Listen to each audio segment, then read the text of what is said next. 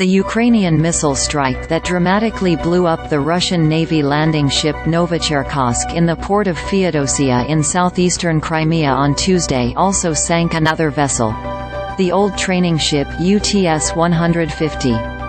UTS-150 was a 70-year-old antique, a former ocean-going minesweeper that, after 12 years hunting mines, spent a decade as a test platform before settling into her training role way back in 1976.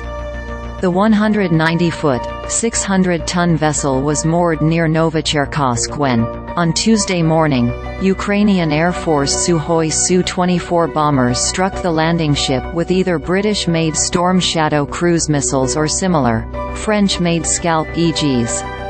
The missile strikes sparked a blaze that later triggered a secondary explosion.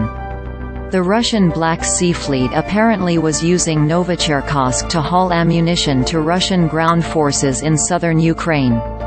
On Tuesday morning, the landing ship reportedly had 4,700 artillery shells and rocket rounds in her hold.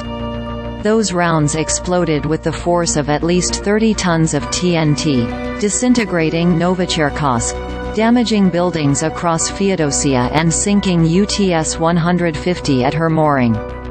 In satellite imagery from after the Ukrainian strike, the training vessel's deckhouse is visible poking above the water. It was an ignominious end for a storage ship.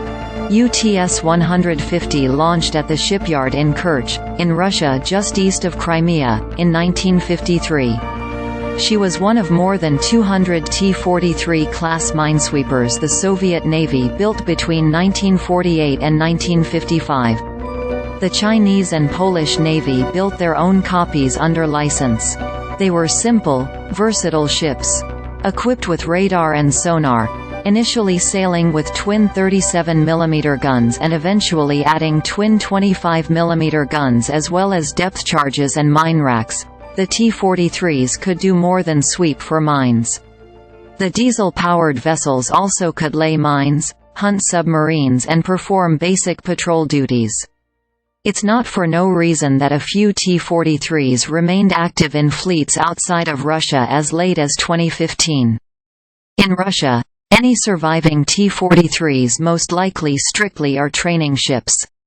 UTS-150 was 16 years into her own training career when the Soviet Union collapsed in 1991. It seems the old ship remained behind in Feodosia after the Russian Black Sea Fleet departed, and still was there when the Black Sea Fleet returned following the Russian invasion of Crimea in 2014. Whether the Black Sea Fleet actively was training sailors aboard UTS-150 at the time of her sinking is unclear. She at least was intact and afloat, until Novocherkask's explosion sent her to the seafloor.